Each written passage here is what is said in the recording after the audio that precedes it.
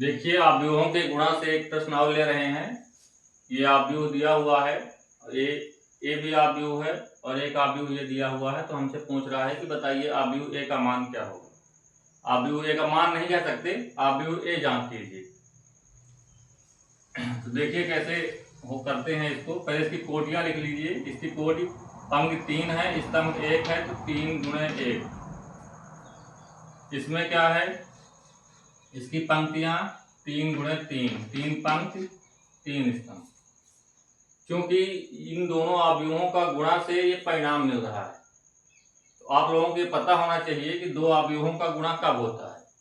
तो दो आव्यूहों का गुणा तब होगा जो पहली आव्यूह का जो स्तंभ है वह दूसरी आव्यूह के पंक्ति के समान हो जाए। तो देखिए हम मान लेंगे ए का मान, स्तंभ ये दिया हुआ है, पंक्ति वहां इसकी क्या होनी चाहिए, 1 होनी चाहिए।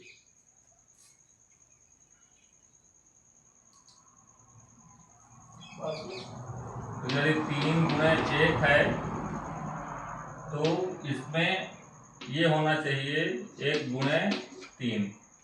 ये इनका गुणा होगा। देखिए इसका जो स्तंभ है ये पंक्ति है, इनका जो गुणा होगा, इनका गुणा संभव हो जाएगा। गुणा का नियम होता है कि पहली आव्यूह के स्तंभ दूसरी आव्यूह के पंक्ति के समान होना चाहिए। तो यहाँ पर स्तंभ दिया है 1, सीधी सी बात है यहाँ पंक्ति 1 होनी चाहिए। और यहाँ 3 दिया हुआ है, तो यहाँ भी हम 3 ले लिए हैं, क्योंकि हमें 3/3 का आव्यूह चाहिए। तो इसका जो रिजल्ट आएगा वो क्या आएगा, 3/3 ही आएगा। इसको हम 1 गुणे 3 को ऐसे लिख सकते हैं, A11 पंक्ति 1 है, स्तंभ 3 है, A11 A12 A1, ये हो गया आपका आव्यूह। इसकी कोटि क्या है, 1 गुणे 3। तो ठीक है, इसको हम इसमें रखेंगे।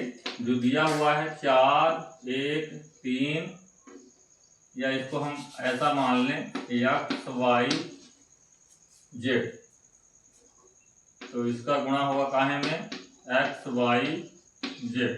रिजल्ट कितना आ रहा है, -4 8 4 -1 2 1 -3 6 3। अब इसका पहले गुणा करेंगे। तो इसका जब गुणा होगा तो संगत अवयवों का गुणा संगत अवयव में होता है। तो पहली पंक्ति गुणा स्तंभ से करेंगे तो आएगा 4x। इसका जो परिणाम आएगा वो 3/3 आएगा।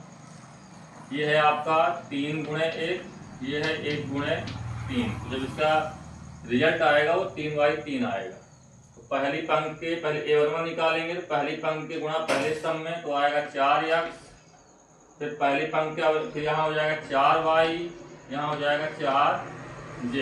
अब एक का करेंगे तो आएगा x y z। फिर इसका होगा तो ये हो जाएगा 3x 3y और फिर 3z।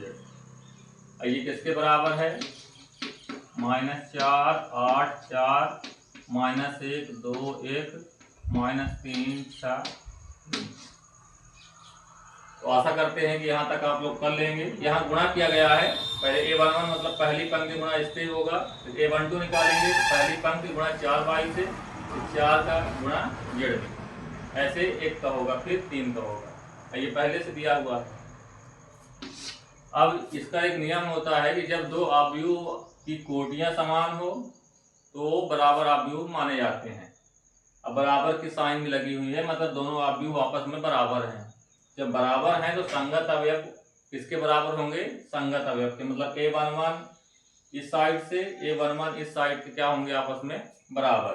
तो 4x का मान कितना है, यहाँ लिखेंगे 4x बराबर क्या हो जाएगा, -4, x का मान हो जाएगा 1। इसी प्रकार 4y का मान 8 हो जाएगा, तो y का मान हो जाएगा 2। ऐसे ही 4z का मान 4 होगा,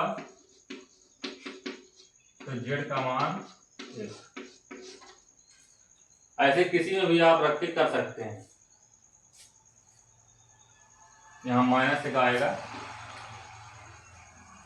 ऐसे इसको भी चेक कर सकते थे, यहाँ डायरेक्ट मान निकल आता है, x की जगह -1 है, y की जगह 2 है, z की जगह 1 है।